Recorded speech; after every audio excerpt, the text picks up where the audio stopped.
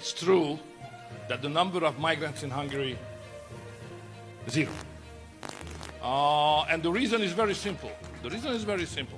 We have a system which is a fair system. We say that the border is a border. And to cross the border illegally, it's an illegal action. So we can't accept that somebody illegally crossing the borderline. You know, it's a crime. It's not a human right something, it's a crime. So therefore, we treat everybody who is doing that as a crime maker. So that's the first. How did Hungary transform from a nation overwhelmed by Muslim asylum seekers to one with near-total border control?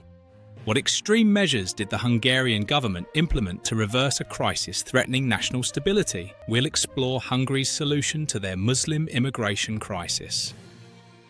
Hungary's history with Muslims is deeply intertwined with its role as a battleground between the Ottoman Empire and Christian Europe. This historical context earned Hungary the title Fortress of Christianity or Bastion of Europe due to its crucial role in resisting Ottoman expansion. The roots of this relationship trace back to the early 16th century when the Ottoman Empire began aggressively expanding into Central Europe. The pivotal moment came on August 29, 1526, at the Battle of Mohacs. Ottoman forces under Sultan Suleiman the Magnificent defeated the Hungarian army led by King Louis II. This devastating loss resulted in the fragmentation of the Kingdom of Hungary and ushered in a long period of Ottoman dominance over much of Hungarian territory. Post-Mohacs, Hungary was effectively partitioned. The central and southern regions fell under direct Ottoman control, while the Habsburg monarchy ruled the western and northern areas.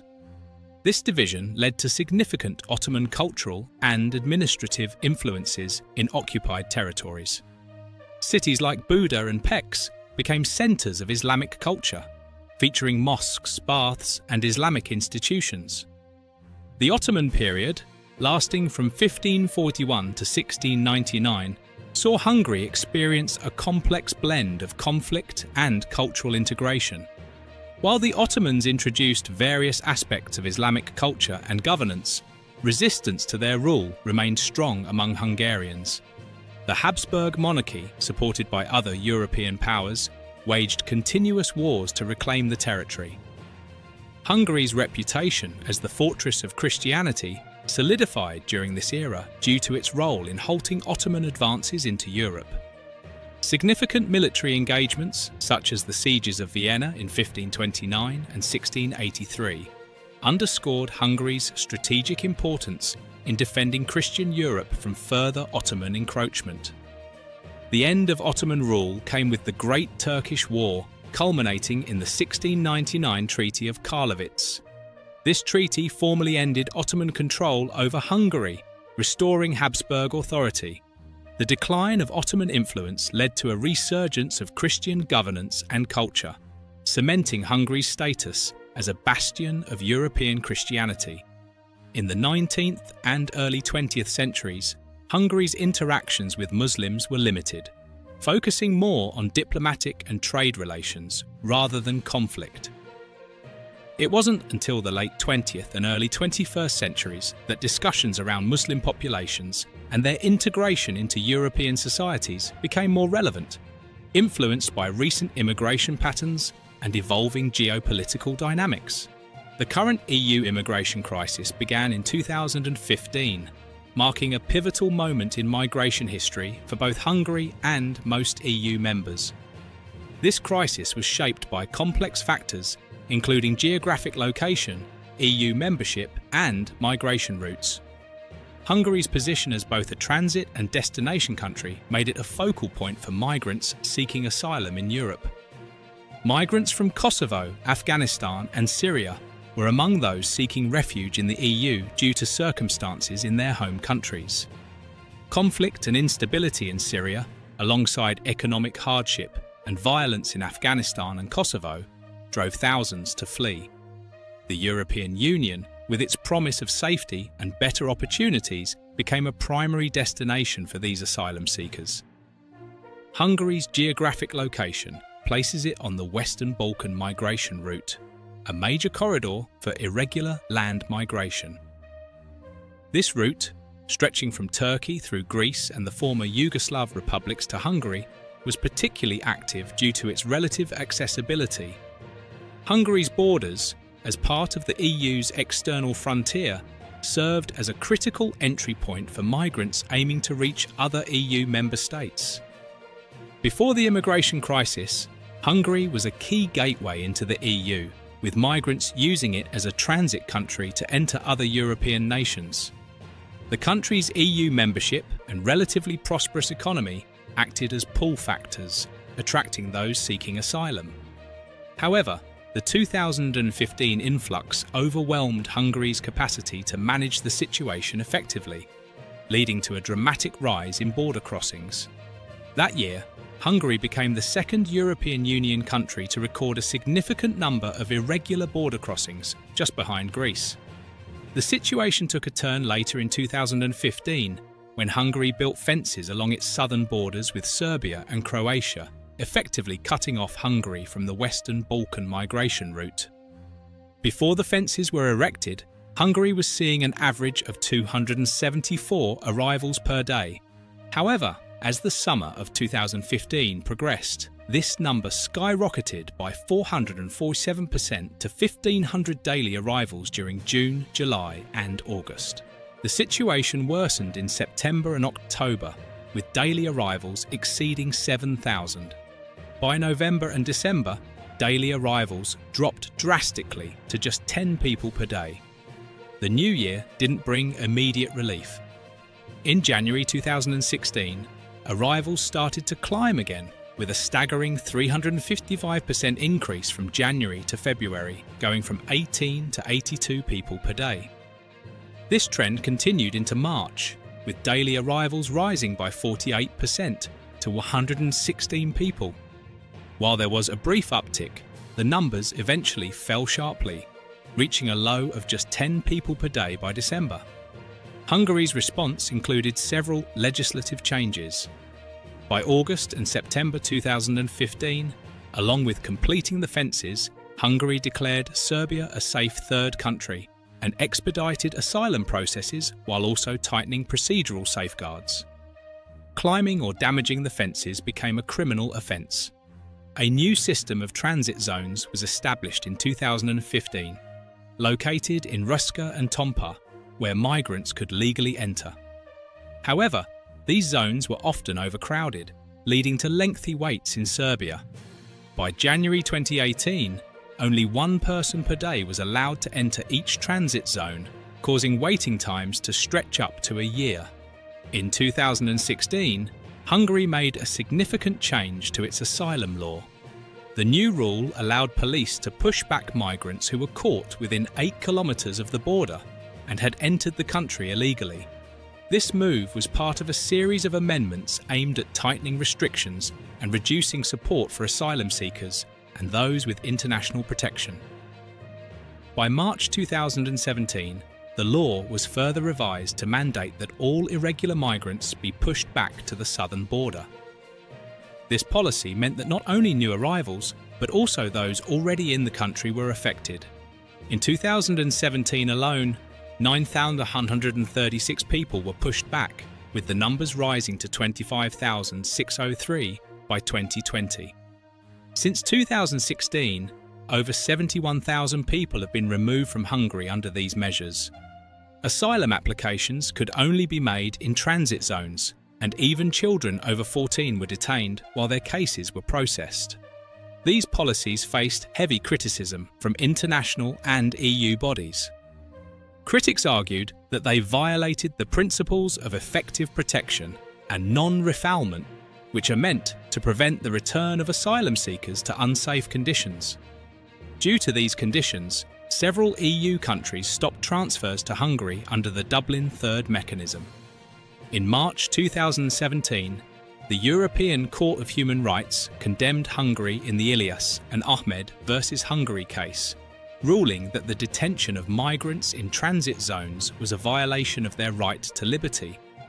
This ruling was followed by a Grand Chamber decision in November 2019, which deemed the detention without formal decisions and due process as arbitrary. In 2015, the European Commission began an infringement procedure against Hungary over its asylum legislation. This led to a case being heard by the European Court of Justice in January 2018, involving Hungary, the Czech Republic and Poland for their refusal to comply with EU refugee quotas. Following the CJEU's decision in May 2020, Hungary decided to drop its transit zone approach for handling asylum seekers. New rules came into play with the adoption of the Transitional Rules and Epidemic Preparedness Laws, marking the end of the state of danger. As of May 2020, asylum seekers needed to secure a single entry permit before applying for asylum in Hungary. To get this permit, they had to submit a form, a statement of intent, at Hungarian embassies in Belgrade or in Kyiv.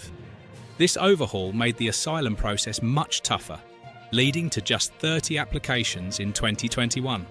Since 2015, the European Commission has opened 5 infringement procedures against Hungary over its asylum policies. These actions were triggered by Hungary's tough restrictions, like its refusal to adhere to EU refugee quotas and its requirement for asylum seekers to declare their intent through diplomatic channels. These asylum policies dramatically impacted people seeking refuge in Hungary.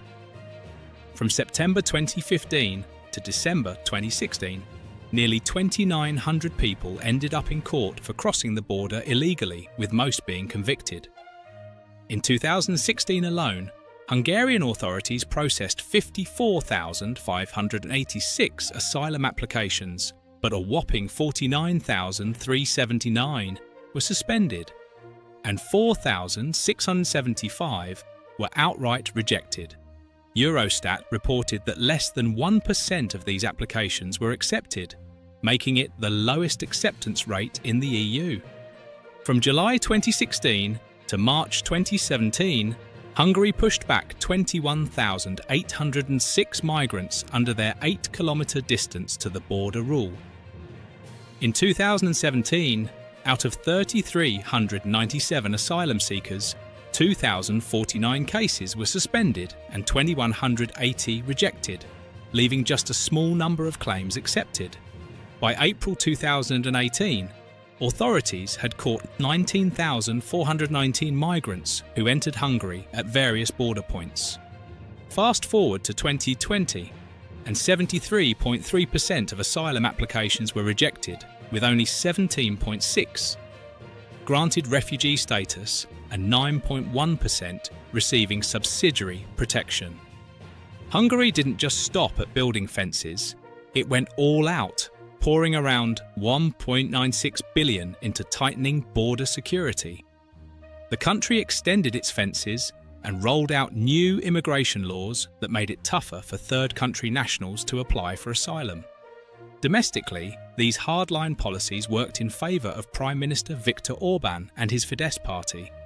The strong anti-immigration stance helped them clinch major wins in both the 2018 parliamentary elections and the 2022 European elections. Orban's tough approach seemed to resonate with voters, cementing his party's dominance. The second is, we understand that many people would like to come, let's say in Hungary, but there is a procedure of that. If you would like to come to Hungary, first you have to pass your request to the Hungarian authorities, let's say in an embassy, let's say in Belgrade, which is the neighboring country capital, and then stay and wait. So nobody can step into the territory of Hungary prior to get the final decision of the Hungarian authorities whether you let you come in or you can't. So you have to wait outside. This is the key issue. And this is the red line. If we are not able to manage that all around Europe, all national authorities to manage the same regulation, that those who would like to come to Europe must stay out and waiting for the answer of the authorities to their request, they can't move earlier than that. So if we are able to manage that, migration is over immediately. This is the solution. That was done by us. In 2016, we created the fence, the border guards, and that kind of legal regulation. However, the country's anti-Muslim immigrant approach faces criticism from leftist human rights groups and the European Union. Mainstream media and liberal EU countries like Germany and France often label Hungary as far-right. Yet Hungary remains unapologetic about its strict policies, even as other EU nations grapple with issues related to their Muslim populations.